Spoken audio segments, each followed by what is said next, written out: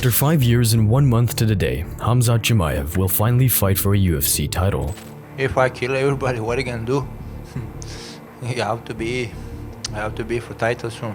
If you'd have told any MMA fan it would have taken this long back in 2020, they wouldn't have believed you. After all, he had 3 UFC fights in just 66 days and looked like he'd be fast-tracked to the title. But whether it's been weight and health issues, his association with a dictator warlord, or even a temporary retirement, Chimaev's activity vanished. Chimaev can't get into the US because he has visa issues. Now his last 5 fights have taken over 1,700 days to take place. But all those problems appear to be in the past, and Chimaev has an open path to fulfill what every fan believes he could. So this is the story of how it took Khamzat Chimaev over 5 years to reach a UFC title shot. When Chimaev was introduced to UFC fans back in 2020, the sport had never seen anything like him. 3 fights in just 66 days. Oh, and just the 2 punches absorbed in those 3 fights. 66 days ago, well, technically I guess it's like 68 now. He won his debut in July. 66 days later, he's 3-0. But DC, what about these numbers? Total strikes. 124-2 against John Phillips in his debut, 68-0 against Reese McKee, and 4-0 against Joe Mershard. He knocks Joe Mershard out. Didn't think many. He'd only been in the UFC a little over 2 months, but already people were talking about ranked opponents and viewed Chimaev as a champion in the making. The guy's special. I've been in this game my whole life. I've never seen anything like him. He's special. He's different. He wants to fight again. So, you know, I've never been in a position where I'm like, who's next? How do we get him a fight? How do we get him over here? How do we do this? How do we do that? It's fun and I like it. And I think when you're a fight fan, a guy like this is the type of guy that you love to watch and follow and hate, you know, and whatever it might be. This guy is one of the most special fighters I've ever seen, if not the most special guy that I've ever come across. It's rare that a UFC fight looks easy for one guy, but for Chimaev, it didn't matter if it was 170, 185, he made those 3 fights look like a walk in the park. Is MMA just an easy sport for you? Of course it's easy for me. I'm born from this country. When I was a kid, it was war in my country. Like everybody knows Chechnya, say, like before how they was. And I like to fight in the cage and smash somebody. It's too easy. That's too easy. You smash somebody, you get money, brother. It's perfect for me.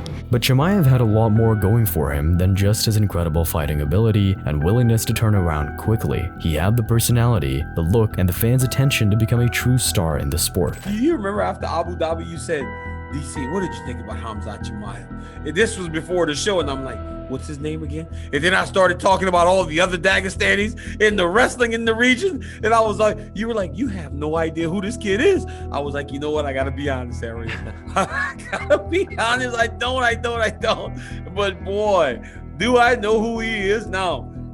Choo choo, because I'm the conductor of this train, baby, and I'm not letting certain people on. And if you look at some peers similar to Khamzat, they got to the belt in no time. Adesanya took just 13 months, Alex Pereira 12, John Jones 2.5 years, and Conor McGregor 3 years. So it seems completely reasonable to have expected Chimaev to end up earning a title shot somewhere within that range. But after those 3 fights, Chimaev essentially disappeared for an entire year. He tried to return on numerous occasions, but suffering from an extreme case of COVID caused him serious problems, so much so he even tried to end his fighting career for good.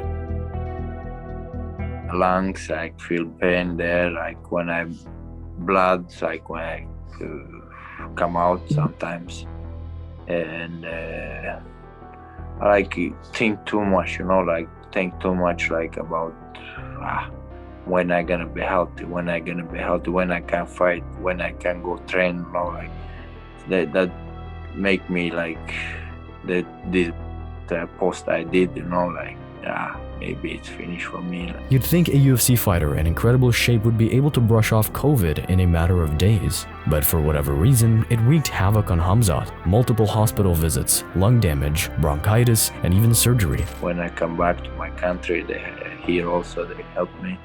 I did house surgery, I did operation here. So they took out some stuff. The situation at one point was so bad that his manager genuinely feared the worst. He can't train. His friends called me and like, hey, Khamzat can't even speak, you know. His fever is so high, his headache is so much, you know, muscle pain and everything. And then an ambulance came and got him to the hospital, you know. And even when he was in the hospital, he called me like when he called me, he thought he was going to die. He was really bad, you know. It was during this time that Chimaev actually tried to retire, but the warlord dictator called Ramzan Kadyrov from his past of Russia intervened. He called me, what's wrong on? I said, they said maybe cancer, maybe not. He said, no, you're not cancer, come on, come back home and we help you. And then you're gonna go, promise me I'm gonna help you with being healthy. Promise me you come back to the cage. I said, okay, brother, we do it. Chimaev and Kadyrov are seemingly good friends. Kadyrov attended the UFC fighter's wedding, they're often spotted together, and he's even given Chimaev some wild gifts. So I even saw the Chechen leader, how do you say his? Ramzan? Ramzan, yeah. He surprised you with a Mercedes-Benz? yeah, actually gave me 3 times. 3 Benzes? Three Benzes? But make no mistake, Kadyrov isn't a good man. He's committed atrocities in war, sanctioned the purge of homosexual men in Chechnya, and been behind the disappearance of dozens of people. There's some speculation that as a fighter from the Chechen region, Chimaev is forced to be friendly with its leader, even if he wants to or not. Whether it was friendly advice or an order, Kadyrov made a phone call and Chimaev did a U-turn on his retirement. All in all, this cost Chimaev a year of fighting, all when he was desperate to be active. What do you think you should do next? I don't know. I just wanna fight, bro. Fight. I love this shit, bro. I'm here and to fight and make money and be happy and give this shit to you guys. But after getting his career back on track with the victories over the Leech and a war with Gilbert Burns, the UFC was pushing the hype train, so they gave Chimaev a very winnable fight against an aging superstar, Nate Diaz. Diaz, let's go, brother. Let's go. I'm gonna get some smoke, bro. I'm gonna give him some shot, bro. And let's see who is the real gangster. Masvidal, he has fight. People has like something, he has some bad, I don't know, motherfucker, belt something. Yeah. I'm gonna take everything from this UFC, brother. Now I am UFC, brother. The Diaz fight had everything for Chimaev to elevate himself even further. A fan-favorite opponent, someone who'd engage in the pre-fight antics and hype the hell out of the matchup. But the day of the event, Khamzat's personal struggles caught up with him yet again and were on display for the MMA world to see. 178 and a half. 178 and a half, the official weight for Khamzat Chimaev. After the chaos in the matchmaking room, Chimaev ended up fighting Kevin Holland at a catchweight and missed out on the Diaz fight that everyone thought he'd win. Nate Diaz. And then they put in that's right. And then they put in Kevin Holland. That would have been horrible. That would have been bad. Yeah, that would have been horrible. The UFC was like, we're getting backlash. That would have been. We're getting some backlash here. Let's Kevin, you down? He's like, I guess. That would have been crazy. While he won the fight in an absolute clinic, that didn't end up being the full story. Because after that, Khamzat again disappeared for a year. This time it was a series of problems. Physically, he was getting sick all the time, with the people around him saying he trains too hard for his own good. Because my immunity went down, like all sickness you take in the body, you know, so whatever passed close to you, you take it, you know, so. And he said, just rest, go home, don't do anything 1 month, be recovering and doing, just take some supplements and stuff. I listened to him and it works. Then probably this entire situation of his career being on and off, constantly getting ill and being hospitalized, led Chimaev's mental health to deteriorate. You'd imagine he's the masculine type of person to never admit his own feelings and power through, but in a previous interview, he said he was depressed. It's hard to move from one country to different country, move your stuff and change your bank account, a lot of different things, and still you have to train and change the team, coaches, to work with different coaches, a lot of shit around this, you know, so. And I had my family, moved family to different country and find new doctors and a lot of things, you know, so I'm human too. But after changing up his team, putting an extra focus on recovery and being more diligent about how they train, Khamzat was getting back to feeling like himself. And when he returned with a big win against Kamaru Usman, MMA fans were calling for a title shot at 185 pounds. Chimaev had the star power to jump the queue a little, the ability of a champion, and even Dana himself said the winner would get to fight for the belt. What has been the issue with keeping Khamzat busy? Is it been travel issues? Has it been his schedule? What's the issue with keeping Khamzat busy? Well, there's been issues in the past. Hopefully there's not issues now.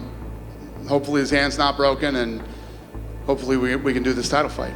But when Chimaev won, that elusive title fight wasn't his. The big speculation was that due to his ties with the Chechen leader Kadyrov and Kadyrov's link to Vladimir Putin, Khamzat Chimaev wasn't able to get a visa to fight in the US, and a potential UFC champion unable to fight in North America was a major hurdle, one that might derail his career for good.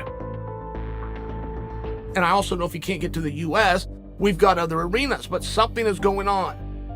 And I don't know how badly you'd want to take a guy to another arena, build him up if you know you're just going to have this problem tomorrow, which is getting him back to the mainland. Whether it's Russia's invasion on Ukraine, Chimaev's ties to politicians of Russia and the US always having that air of uncertainty, it appeared as though the fighter couldn't get into the States. From around mid to late 2022 to almost 2025, there were no signs of Chimaev having entered the US, not for a fight, International Fight Week, or anything else. Here is a guy who has changed nationality. He left his country, his adopted country anyway, in Sweden. He's now in, I believe, part of the UAE. He's had a lot of COVID, to be fair. He had a terrible bout with COVID. He's been inconsistent. He can't get to the United States to remain active. There's actually a ton of unknown about Khamzat Chimaev. It makes sense for him to fight in Abu Dhabi, where he no doubt has a lot of support, but as one of the UFC's biggest stars, the company would definitely want him competing in Vegas on one of the big shows. And that has to be a major reason why the UFC held back on the title shot that was almost promised after the Usman fight. It led to Chimaev being sidelined for yet another year, and when he returned by destroying Robert Whittaker, the UFC couldn't deny him anymore. He had to fight for the belt, otherwise the division just looked like a total sham. And thankfully for Khamzat, in early 2025, he got the biggest fight in the sport. In the main event, the middleweight champion Dricus du Plessis will defend his belt against Khamzat Chimaev. Chimaev versus DDP for the title on US soil. The big question is, how? Well, there's two theories. One is that President Trump, a longtime fan of the UFC, and Dana White pulled a few strings to make it happen. Are you able to fight anywhere but the Middle East? Because that's a concern some people have. Like, can you fight anywhere in the world? Can you fight in the US? Of course. You can't. Yeah, let Donald Trump win the fight now, so I will be there. The other, which probably has more credibility to it, is that Chimaev is no longer just a citizen of Chechnya. The UAE granted him citizenship of their country, meaning he has an entirely different passport. I think he's got a UAE passport now. I think he gets maybe into America. Trump, yeah, I think he gets to America now. With this passport, he's clearly able to travel into the US with zero problems because the title fight between him and DDP goes down in Chicago. It means that after 5 long years, Chimaev finally gets his title shot. The health concerns are out of the way, the visa problems are no more, and he's free to hit the heights we all thought he would and become a UFC champion. But there's just one problem left: Dricus du Plessis himself. Fans just think it's an inevitability that Khamzat will be a champion. He's undefeated, has the skills to KO or submit anyone, and the ability to blitz through elite fighters in a couple of minutes. But du Plessis is a problem for anyone. His weird, awkward style, ridiculous cardio, and self-confidence to not be affected by Chimaev are all major tools. Who knows how the fight will go down, but what we do know is those press conferences will be absolutely wild. Thanks for watching. If you're still here, go subscribe and help us get to 50,000 subscribers. We'd really appreciate it. Thanks.